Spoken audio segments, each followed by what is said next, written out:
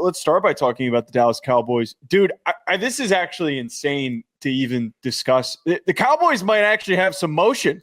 Cowboys might actually have some juice with their win on Thursday against the Kansas City Chiefs. This was the perfect game to watch on Thursday because it was really picking up steam, I think, around when everybody was fully comatose. I had wrapped up my meal. Everybody was still in the dining room. I was fully splayed on the couch, spread out, legs spread out, arms spread out. You got out of the table early? Yeah, well, I dipped away. I don't think anybody realized it. And then a couple people kept coming into the kitchen and going, like, oh, what are you doing out here? Oh, you're real locked in on that game. Yeah, I'm locked in the damn game. I don't want to listen to my cousins talk about stupid shit. I want to watch the damn football game. I was in a load-bearing conversation. I was stuck at the table for about probably 15 minutes longer than I wanted to. That's a shame. But the game, the Cowboys-Chiefs game was tremendous.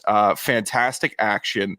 And the Cowboys, is it weird to say that we're looking at a grown man on the most dramatic team in league history rallying around the death of a former teammate to get hype and motivate themselves through the rest of the year? Is that crazy for me to think? Is that something that's straight out of a movie? Or could that actually happen in 2025 in football? Because it feels like it's happening. I do think that that's been a really incredible storyline and one that definitely does need a lot of recognition. I think the other thing with this, though, too, as much as we all clown on that dummy Jerry Jones, the moves that he's made have set up this team for success.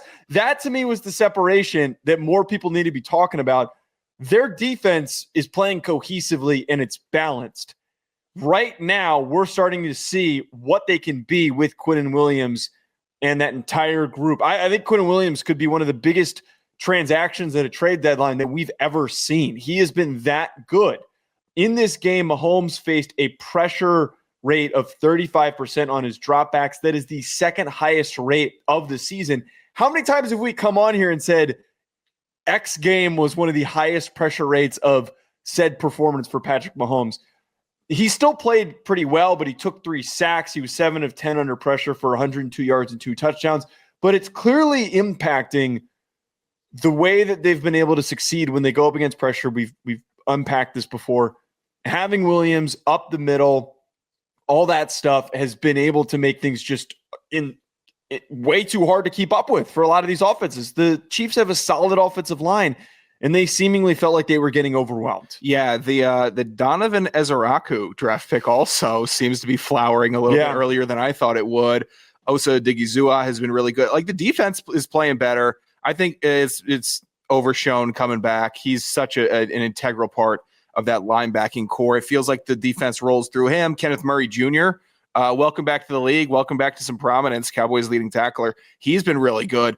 I don't know. It's weird. All the guys that I thought were just going to fall off a cliff this year on Dallas have stepped up. Outside of the offensive line, I'm going to glaze them in a minute. I didn't think George Pickens was going to be as good as he was in Dallas. He's been awesome. A wide receiver 1 version of George Pickens. Javonte Williams, maybe my comeback player of the year this year for what he's done in Dallas. 1,000+ scrimmage yards, 10 combined touchdowns. Tremendous. Dak Prescott, thought he might have been cooked.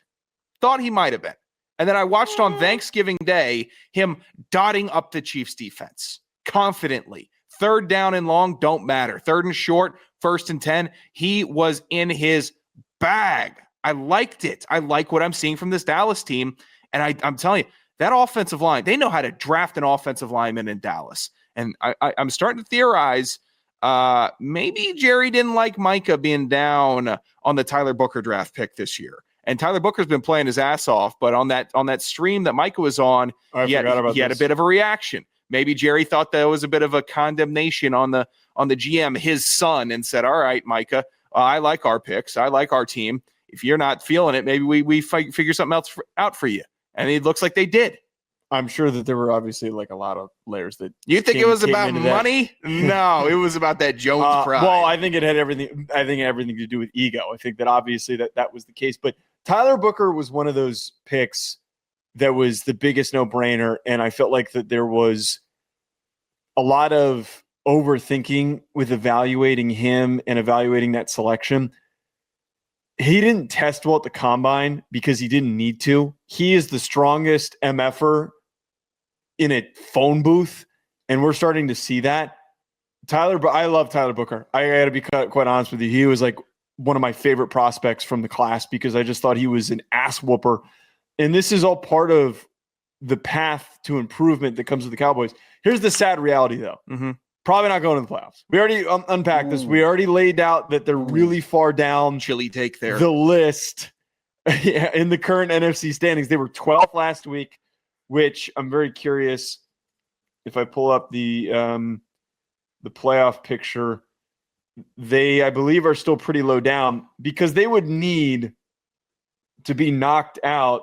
Of course, this stupid. I'm telling you, man. Wait. I'm not ruling this team out. I'm not ruling Dallas out by any so means. here's the problem. They did move up all the way to 9. Mm-hmm. They're still boxed out by the Lions. So and they get to play the Lions this week, so that helps their case. We would need for the 49ers, Packers, or Seahawks to have trouble over the next couple of weeks. They had solid wins, so except for the Packers. No, the Packers did. I don't know. I'm misremembering that. They improved. Their record improved. So I think that this is going to create like a little bit too hard of a path. They dug themselves in too big of a hole. That's the problem. Yeah, you're climbing against San Fran. 9 wins for San Fran. Ew, gross. Yeah, they got to. Oh God, yeah. So they got to chase Green Bay and San Fran and Detroit. You got to beat Detroit this week. It's all a playoff game. God, the NFC is terrible. How is the NFC this bad from 11 on, and then everyone else at the top is scrapping like this? I tell you what. If there was a team that was out of the playoff mix, out of that top 7 between Detroit, Dallas, and Carolina, and then I guess the non-eliminated Atlanta at 4-8. Shut up. I'm sorry. Is your team eliminated? Couldn't be me. Your team lost yesterday to the Jets. I know. What are you talking about? But I tell you what, still in the playoff, mathematically still alive for the playoffs. Between Detroit, Dallas, and Carolina. A bad fan. I like Dallas making the run out of those 3. I think they just have the momentum. They have the offense. They have the defense.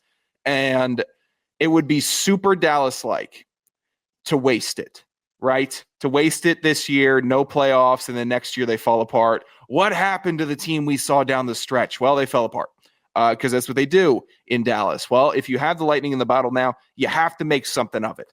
I think Detroit's going to be consistently good. I think Carolina is a team that's trending upwards for sure. Dallas needs it this year and this year alone. They got to make that push. And I think out of those teams that are scrapping, they do.